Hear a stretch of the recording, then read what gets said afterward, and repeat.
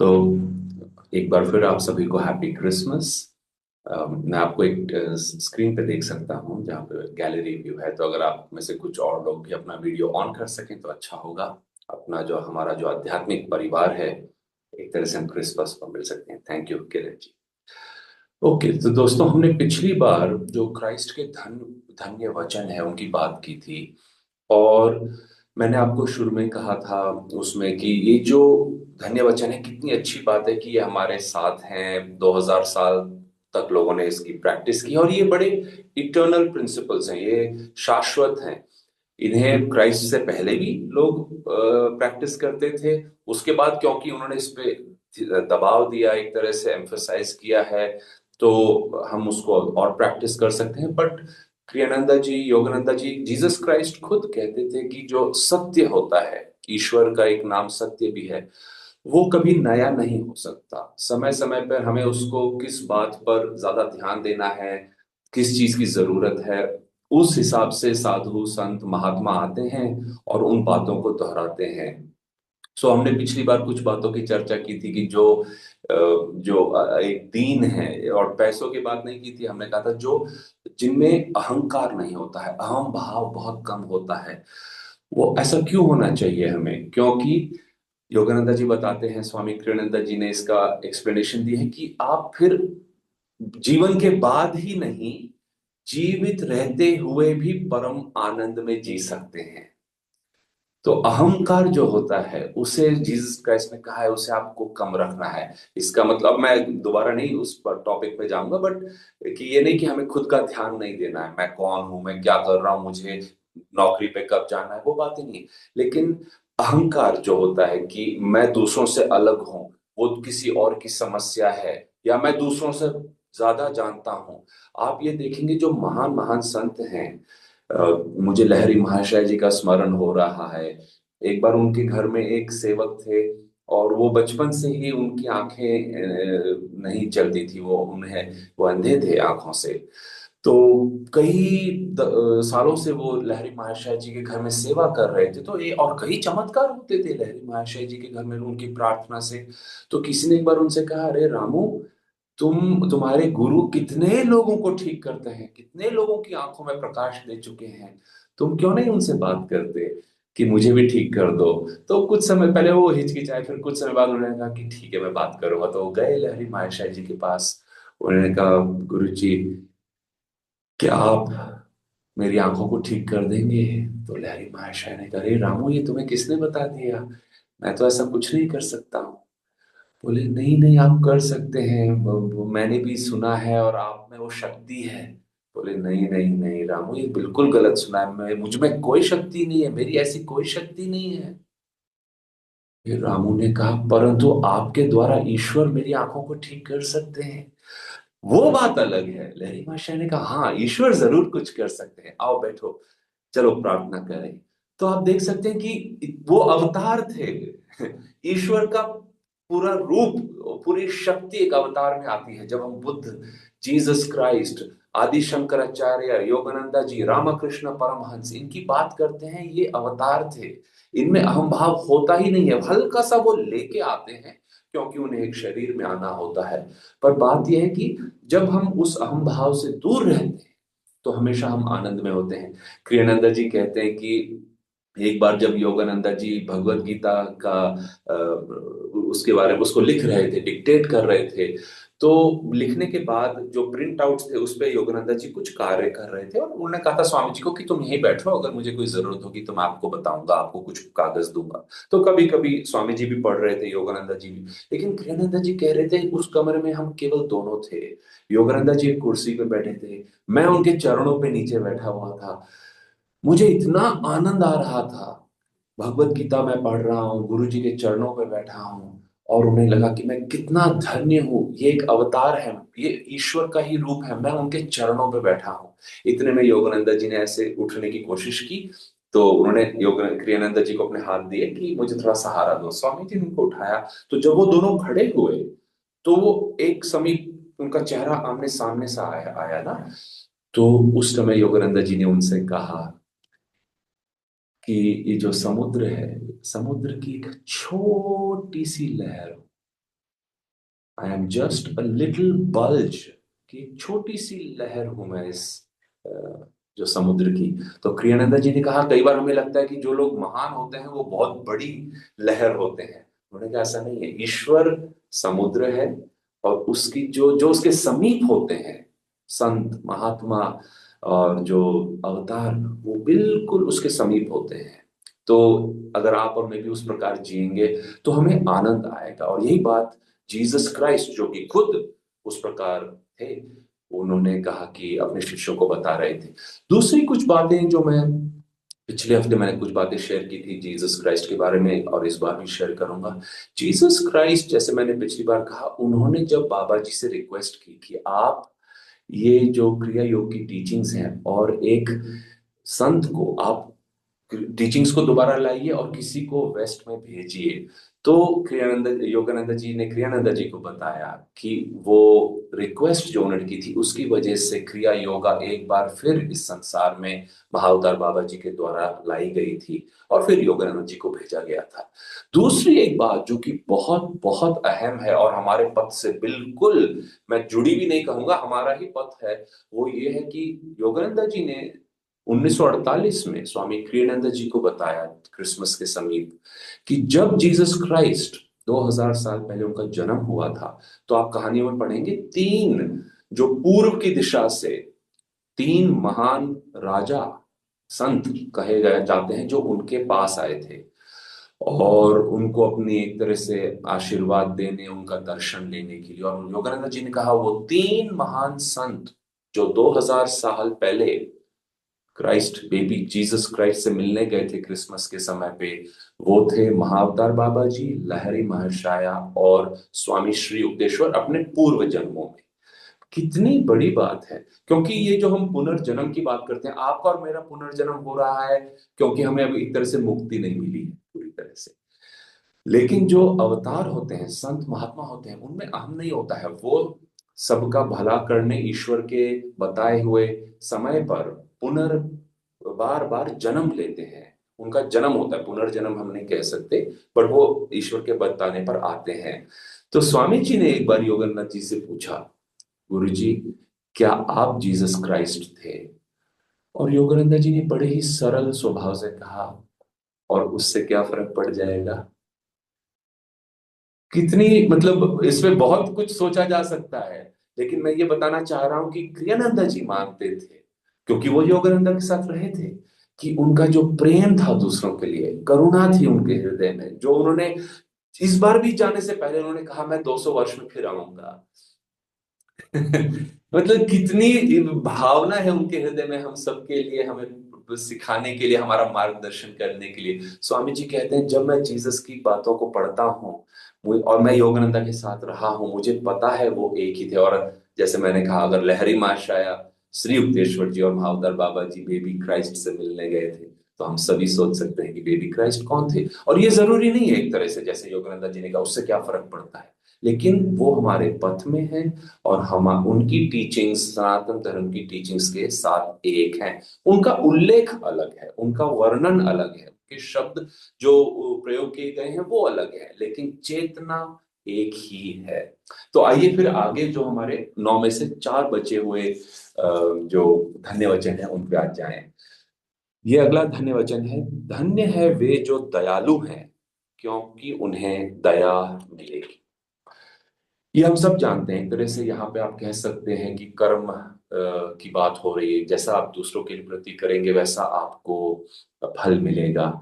और मुझे एक छोटी सी बात याद आ रही है कि जैसे मैं जब यहाँ आनंदा में आया था, और मैं प्रैक्टिस करना चाह रहा था इन टीचिंग्स को, तो स्वामी जी ने कहा था कि मैंने थोड़ा बहुत जो पढ़ा था उस समय तक, कि आप दूसरों, जब दूसरों को किसी कष्ट में देखें, तो आप वो काम कीजिए जैसा कि आप चाहेंगे कि अगर आप कष्ट में होते तो लोग आपके लिए क्या करते।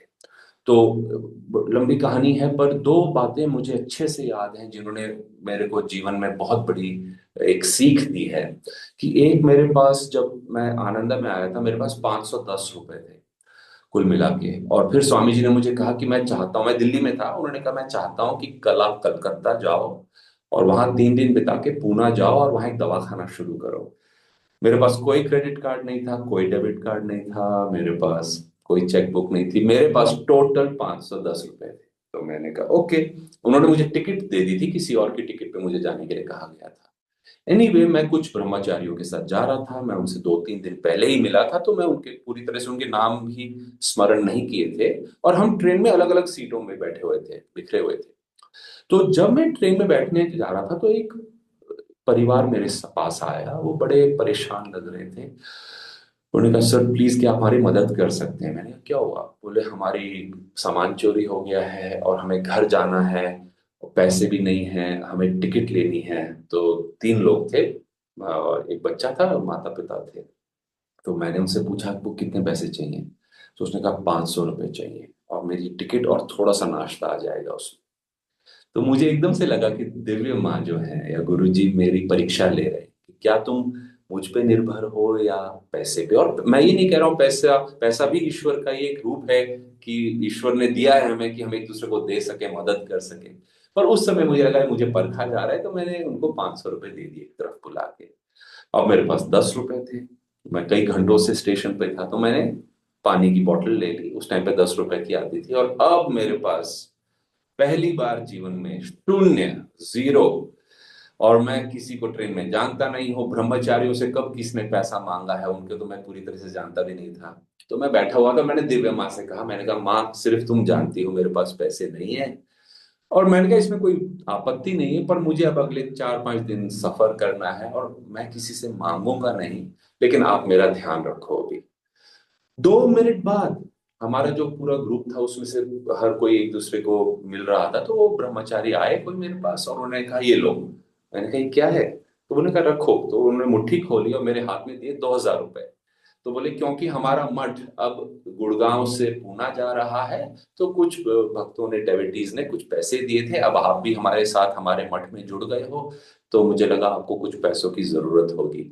तो 2 मिनट के अंदर अंदर दूसरी बार, हर डॉक्टर के लिए बहुत जरूरी होता है कि, और या उनके मन में होता है कई डॉक्टरों के, कि वो पोस्ट ग्रेजुएशन करें, कुछ अपनी नॉलेज को बढ़ाएं। तो मैं भी उस प्रकार एमबीबीएस के बाद पीजी की तैयारी कर रहा था, फिर मेरा इंटरव्यू आया। और कई आगे पीछे मैं स्टोरी नहीं बताऊंगा, कई बड़ी मुश्किल से वो इंटरव्यू मिला था मुझे।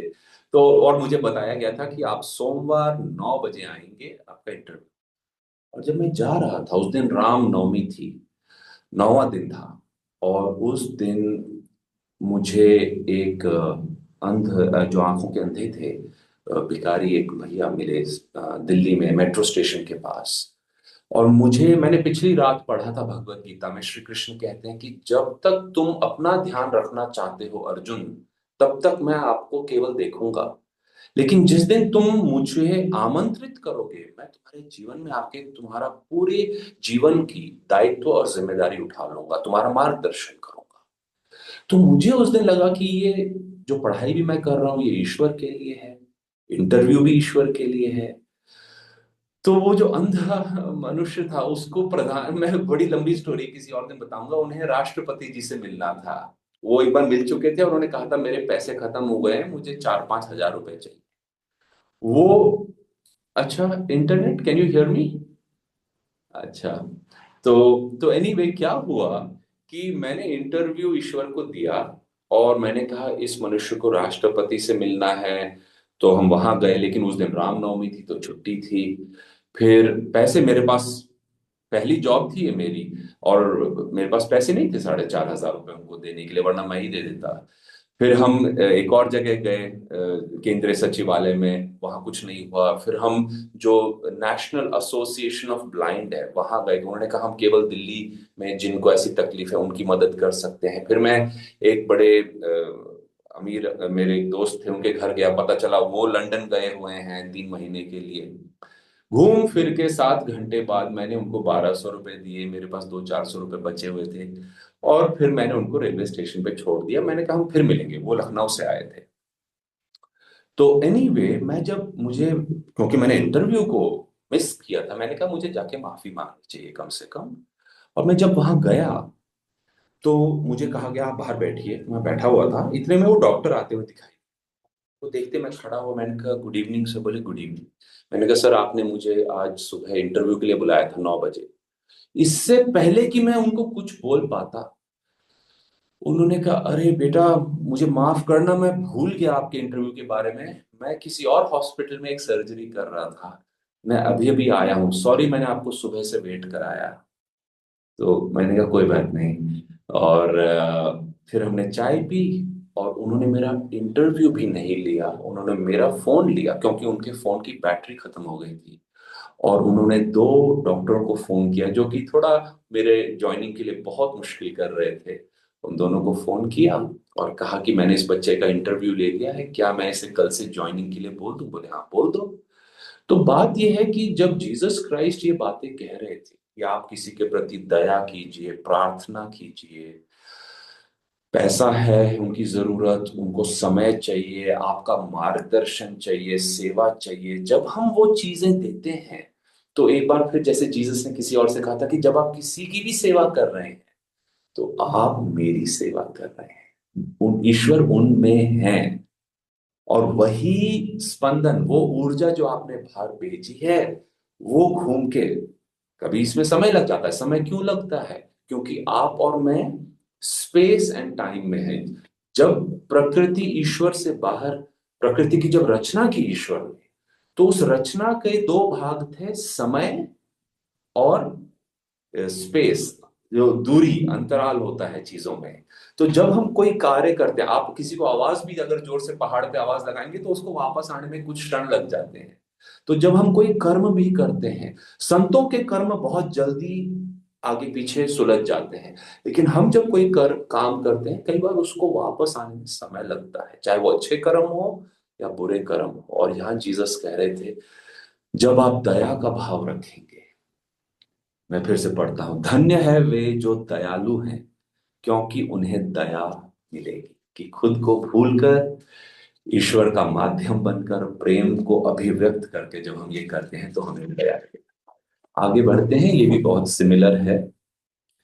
धन्य है वे जो शांति के काम करते हैं क्योंकि वे परमेश्वर के पुत्र कहलाएंगे या पुत्री कहलाएंगे। सन ऑफ गॉड मीन्स आप एक संत होंगे। आप ईश्वर, हम ईश्वर की संतान हैं, लेकिन पूरी तरह से हम उनको अभिव्यक्त नहीं कर पाए हैं। जैसे भगवत गीता में कहा है या महाभारत में कि कृष्ण के सभी जो सोल्जर्स थे वो कृष्ण जैसे दिखते थे। और ये होता है, मैंने कई शिष्यों को देखा है जो कुछ वर्षों या दशकों बाद अपने गुरु जैसे दिखने लग जाते हैं। बाहरी रूप से भी भाव तो एक समान होता ही है। तो उसी प्रकार से जब हम शांति में रहते हैं और उस शांति को अभिव्यक्त करते हैं, कि मान लीजिए आप दूर से आ रहे हैं तो तुमको देख के आनंद आए कि ओह किसी के दर्शन हुए, क्या बात है, आप कुछ कहे भी नहीं। मैं एक बार एक संत से मिला था जो 62 साल मौन में थी, लेकिन इतना आनंद, इतनी शांति, इतना मन को संतोष मिला उनके साथ बैठकर। तो ये होता है कि आपको देख के लोग कहें, ये नहीं कि आदित्य आ रहा है या शिखा जी आ रही हैं, शांति, शांति के स्पंदन आ रहे हैं, एक प्रेरणा, एक ऊर्जा का अनुभव हो रहा है, वो स्पंदन आ रहे हैं। तो जीसस कहते थे तब आपको लोग कहेंगे कि ये ईश्वर के पुत्र और पुत्री हैं, क्योंकि आप ईश्वर, शांति ईश्वर का एक रूप है। जब हम उसे अभिव्यक्त करते हैं तो लोगों को शांति मिलती है, संतोष मिलता है, और हमें ईश्वर में सदैव रहने का आशीर्वाद मिलता है। अगली बात जो उन्होंने अपने शिष्यों को कही, धन्य है वे जो नीति के हित में यातनाएं भोगते हैं, स्वर्ग का राज्य उन्हीं के लिए है। ये हम सब जानते हैं। जिस दिन से आप ये स्वामी जी कहते थे, मान लीजिए आपने थोड़ा अल्कोहल, दारू पीना शुरू कर दिया, या आप सिगरेट पी रहे हैं, तो आपके परिवार में 4 लोग बैठेंगे, बोलेंगे अच्छा तो नहीं लगता है पर क्या करें, खैर आजकल लोग पी लेते हैं, कोई बात नहीं। लेकिन आप अगर सुबह सुबह उठ के घर में बोलते हैं कल से मैं एक आश्रम से जुड़ना चाह रहा हूं और दिन भर उनकी वहां सेवा करूंगा और ईश्वर को पाऊंगा, और थोड़ी तपस्या करना चाहता हूँ, भक्ति के लिए एक हारमोनियम खरीदना चाहता हूँ और रोज भगवत गीता पढ़ूंगा, तो लोग सब परिवार वाले बैठेंगे, बोलेंगे इसे क्या हो गया, ये क्यों कर रहे हो तुम, इतना क्या जरूरत है ये सब करने की। तो वो एक मतलब बेसिक लेवल पे लोग आपसे ना बात करते हैं पूरी तरह से। कई बार आपको सपोर्ट भी मिलता है, आपके कर्म अच्छे होते हैं तो वो आपको ऐसा परिवार मिल जाता है। लेकिन सत्य, क्योंकि मनुष्य आसानी से सत्य नहीं बोल पाता है, ईश्वर के समीप नहीं रह पाता है, तो जब भी कोई भी, जीसस क्राइस्ट को ही ले लीजिए, वो तो ईश्वर के रूप थे, उनको सूली पे चढ़ाया गया उस चीज के लिए। तो किसी ना किसी रूप में ये यातनाएं आती हैं, लेकिन हमें क्या करना है? नाराज नहीं होना है, हमें दूसरों से नाराजगी या गुस्सा नहीं व्यक्त करना है, हमें अपने आप में दृढ़ होना है कि नहीं, मुझे पता है सत्य क्या है, मैं ध्यान करता हूं। जैसे योगानंद जी के एक शिष्य ने कहा था, किसी को मुझे बताने की जरूरत नहीं है कि क्राइस्ट कॉन्शियसनेस क्या है, कृष्णा कॉन्शियसनेस क्या है, मुझे पता है, मुझे पढ़ने की जरूरत नहीं है, मैंने उसका एक्सपीरियंस किया है, मैंने देखा है, मैं उस चेतना में रहता हूं। तो जब हम उस चेतना में, हमने वो प्रेम, वो आनंद, ईश्वर का वो एक्सपीरियंस हमें मिला है, तो हम उस चेतना में रहते हैं और हम दूसरों को ब्लेस करते हैं, प्रार्थना करते हैं। ये अगली बात है। इसमें आप देखिए वो कहते हैं, और तुम भी धन्य हो, क्योंकि जब लोग तुम्हारा अपमान करें, तुम्हें यातनाएं दें और मेरे लिए तुम्हारे विरोध में तरह तरह की झूठी बातें कहें, बस इसलिए कि तुम मेरे अनुयायी हो, तब तुम प्रसन्न रहना, आनंद से रहना, क्योंकि स्वर्ग में तुम्हें इसका प्रतिफल मिलेगा। ये वैसा ही है जैसा तुमसे पहले के महात्माओं और भविष्य वक्ताओं को लोगों ने सताया था। तो ईश्वर हमारी परीक्षा लेते हैं। जैसे हम, कोई बच्चा अगर क्लास में बोल दे मैंने सारे अल्फाबेट्स, अक्षर सीख लिए हैं, तो टीचर कहेगी बहुत अच्छी बात है, खड़े हो जाओ और सबको सुनाओ। कोई कहेगा कि मैंने गणित का अभ्यास किया है, टीचर बोलेंगे बहुत अच्छी बात है, ये रहा चौक और पेंसिल, आप ब्लैक बोर्ड पे लिखिए और इसको सुलझाइए, इस प्रॉब्लम को सुलझाइए। तो जब कोई कहता है अब मैंने प्रेम की भावना को सीख लिया है, तो ईश्वर कहते हैं बहुत अच्छी बात है, अब हम आपको थोड़ा परखेंगे, अब हम आपके आनंद को परखेंगे, अब हम आपकी शांति को परखेंगे। जीसस क्राइस्ट के भी प्रेम को, शांति को परखा गया था, तभी तो पता चलता है कि कौन पास हुआ है और कौन नहीं। ऐसा नहीं कि ईश्वर हमें नीचा दिखा रहे हैं, वो हमारे ही आगे एक दर्पण रख रहे हैं कि देखो, कि अगर कहीं पे, जैसे हम जब दूध को चर्निंग करते हैं तो उसमें से मक्खन निकलता है, अगर कोई आपको पहले ही बोल देगा ये मक्खन है, तो आप बोलेंगे नहीं नहीं, इसमें तो मिलावट है, ये तो पूरी तरह से आपने बनाया नहीं है इसको। तो आप और मैं भी ईश्वर की संतान है, और जीसस अपने, और ये टीचिंग्स टीचिंग्स बहुत मुश्किल है, जैसे मैंने शुरू में कहा था। इसका मतलब ये नहीं कि हमें नहीं प्रैक्टिस करना है, लेकिन इसे समझना है कि ये बातें जीसस ने उस समय खास तौर पे सभी को नहीं बताई थी, क्योंकि वो प्रैक्टिस करना बहुत मुश्किल था, वो कलयुग था। अब फिर भी थोड़ा आसान है, लेकिन हम खुद को बता सकते हैं कि नहीं, मैं भगवान, गुरुओं, ईश्वर की कृपा से थोड़ा थोड़ा, जैसे योगानंद जी ने कहा, मैं कम से कम एक कदम बढ़ा सकता हूं। मैं ये नहीं कह सकता हूं मैं सीधा स्वर्ग तक दौड़ूंगा और एक एक छलांग में वहां पहुंच जाऊंगा, नहीं।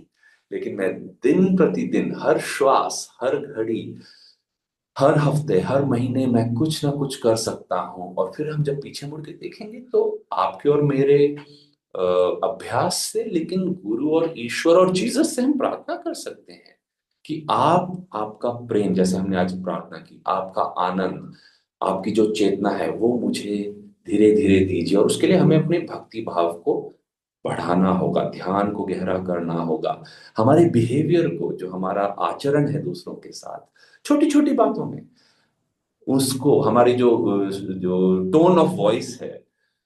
क्रियानंदा जी कहते थे कि ये सबसे पता चलता है आपका प्राणायाम कितना गहरा है, क्योंकि प्राणायाम क्या होता है, एक केवल तकनीक नहीं है, उसको आप अपनी आंखों से, आचरण से, आवाज से किस प्रकार अभिव्यक्त कर रहे हैं, उससे पता चलता है कि आपका अंदर, आपकी आंतरिक चेतना कितनी ईश्वर के समीप है। तो बड़ी प्यारी बातें हैं इस पे। जैसे मैंने पिछले हफ्ते भी कहा था दोस्तों, हम एक पूरा कोर्स करेंगे।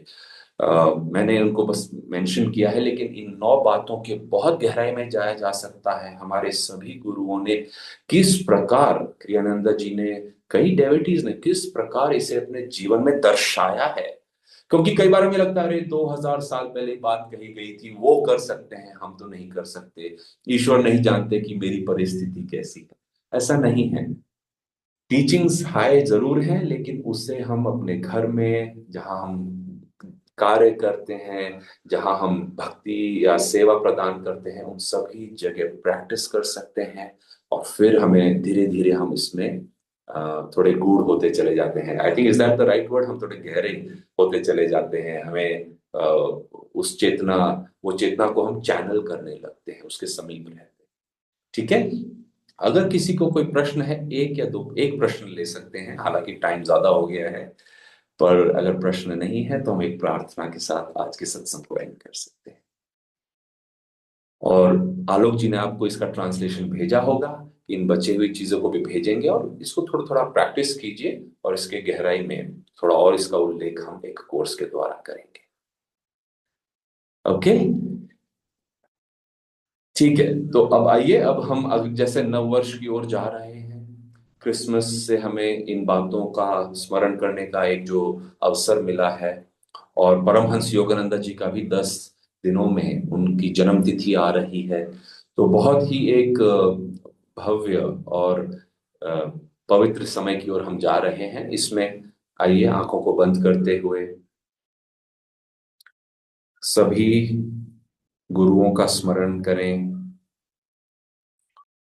उनका दिन प्रतिदिन हर क्षण उनका जो मार्गदर्शन है उसका हमें अनुभव रहे, हम उनकी चेतना के माध्यम बने रहें, उसे अभिव्यक्त करें। और नव वर्ष में एक नए जीवन की तरह खुद को देखें, शारीरिक रूप से, मानसिक रूप से, आध्यात्मिक रूप से, भावनात्मक रूप से। एक पुनर्जन्म के रूप में हम भी इस नव वर्ष में जाएं, और हमेशा गुरु और ईश्वर की स्पंदन के चेतना के समीप रहे। इस प्रार्थना के साथ आइए 3 बार हाथों को मलते हुए ओम का उच्चारण करें, और ये स्पंदन एक दूसरे को, हिंदी संघ के सभी गुरु भाइयों को, संसार में सभी भक्तजनों को भेजें। ओ